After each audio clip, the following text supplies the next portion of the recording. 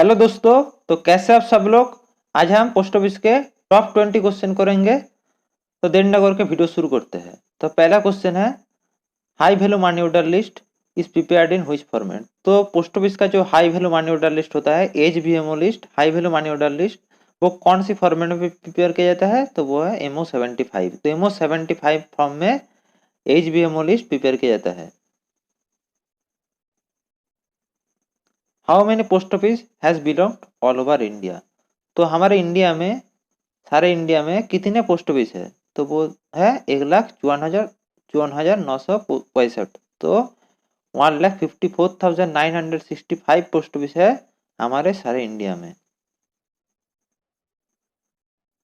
How many post office has belong in rural area in India. तो जो rural area है India में, तो रूरल एरिया में कितने पोस्ट ऑफिस है? तो वो है 1,39,767। तो 139,067 पोस्ट ऑफिस है हमारे रूरल एरिया में। How many post office were in India at the time of independence. तो भारत स्वाधीन होने से पहले कितने पोस्ट ऑफिस थे हमारे इंडिया में? तो वो है 23,344 पोस्ट ऑफिस थे हमारे इंडिया में इंडिपेंडेंस से पहले।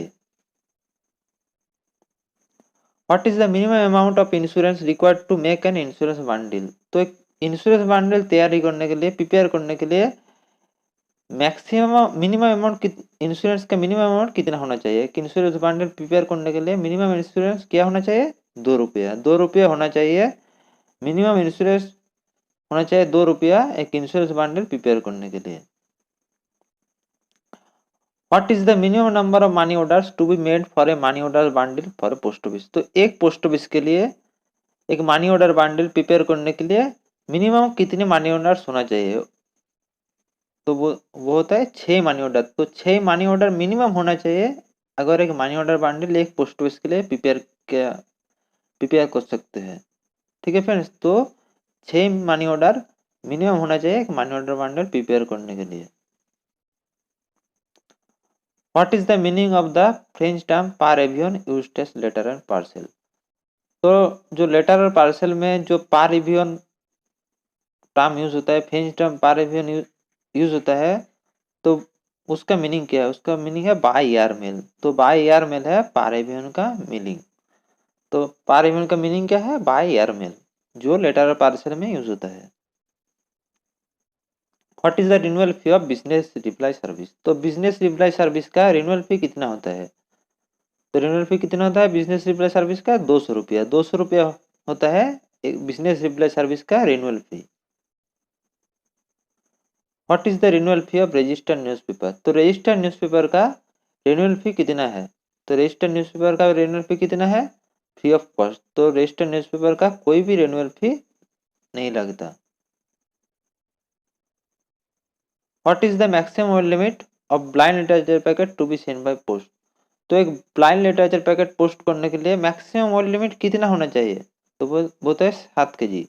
7 kg होना चाहिए मैक्सिमम वर्ड लिमिट एक ब्लाइंड लिटरेचर पैकेट पोस्ट करने के लिए। तो 7 kg से ज्यादा नहीं होना चाहिए। What is the annual rent of A post box and post bag together. तो एक पोस्ट बॉक्स और पोस्ट बैग टुगेदर में रेंट लेने के लिए कितनी एनुअल फी देना पड़ता है? तो वो होता है 250 रुपया। 250 रुपया एनुअल फी देना पड़ता है एक पोस्ट बॉक्स और पोस्ट बैग दोनों एक साथ रेंट लेने के लिए। 250 रुपया एनुअल फी देना पड़ता है। What is the annual rent of A post box और पोस्ट बैग। तो एक पोस्ट बॉक्स और पोस्ट बैग को अलग अलग से रेंट लेने के लिए कितनी एनुअल फी देना पड़ता है? तो वो तो 150 रुपया। तो पोस्ट बॉक्स के लिए 150 रुपया और पोस्ट बैग के लिए भी 150 रुपया, और दोनों एक साथ ले तो 250 रुपया, और दोनों अलग अलग ले तो 150 रुपया एनुअल फी देना पड़ता है। What is the maximum limit of A register parcel booked in departmental post office. तो एक डिपार्टमेंटल पोस्ट ऑफिस में अगर रजिस्टर पार्सल बुक कितने मैक्सिमम वर्ड लिमिट, किसने कितने मैक्सिमम वर्ड तक किया जा सकता है? तो बोला 20 kg।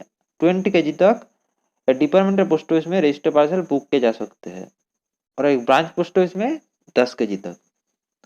तो डिपार्टमेंटल पोस्ट ऑफिस में 20 kg तक, एच और एसओ में 20 kg तक, और बीओ में 10 kg तक रजिस्टर पार्सल बुक किए जा सकते हैं।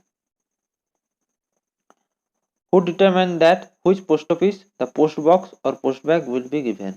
तो कौन डिसाइड करते हैं, कौन डिटरमाइन करते हैं जो कौन कौन से पोस्ट ऑफिस में पोस्ट बॉक्स और पोस्ट बैग दे जा सकते हैं। तो पोस्ट बॉक्स और पोस्ट बैग जो दे जा सकते हैं कौन कौन से पोस्ट ऑफिस में, तो वो कौन डिसाइड करते हैं, वो होता है हेड ऑफ द सर्कल। तो head of the circle decide करते हैं जो कौन कौन से पोस्ट ऑफिस में पोस्ट बॉक्स और पोस्ट बैग दे जा सकते हैं।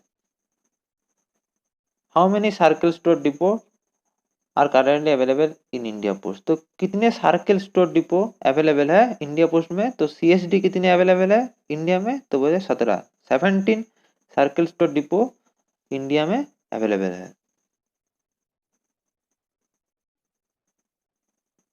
How many postal store depot are currently available in India? तो कितने पोस्टल स्टोर डिपो अवेलेबल है हमारे इंडिया में? तो वो है 46 postal store depot PSD available है 46 और सीएसडी 17 और पीएसडी 46 हमारे इंडिया में अवेलेबल है।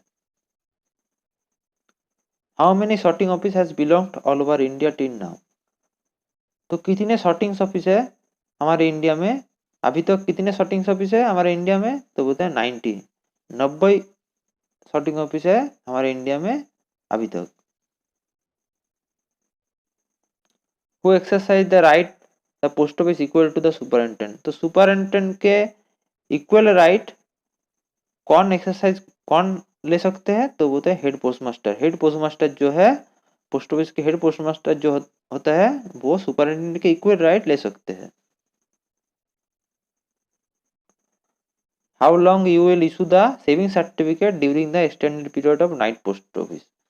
तो नाइट पोस्ट ऑफिस के जो एक्सटेंडेड पीरियड होता है 8:30 PM तक, उनमें कितने समय तक आप सेविंग सर्टिफिकेट इशू कर सकते हैं? तो वो होता है अप टू 7 PM। तो रात शाम को 7 बजे तक आप सेविंग सर्टिफिकेट इशू कर सकते हैं नाइट पोस्ट ऑफिस का जो एक्सटेंडेड टाइम होता है। और नाइट पोस्ट ऑफिस के एक्सटेंडेड टाइम कितने बजे तक होता है? 8:30 PM तक। Who decide the extended period of night post office? तो नाइट पोस्ट ऑफिस के जो एक्सटेंडेड टाइम पीरियड होता है 8:30 PM तक, वो कौन डिसाइड करता है? वो होता है director general. Director general night post office का जो एक्सटेंडेड पीरियड होता है वो डिसाइड करता है डायरेक्टर जनरल। तो फ्रेंड्स आज हम पोस्टल के टॉप 20 क्वेश्चन किए हैं। तो वीडियो अच्छा लगा तो वीडियो को जरूर लाइक करें और चैनल को जरूर सब्सक्राइब करें। Thanks for watching. जय हिंद।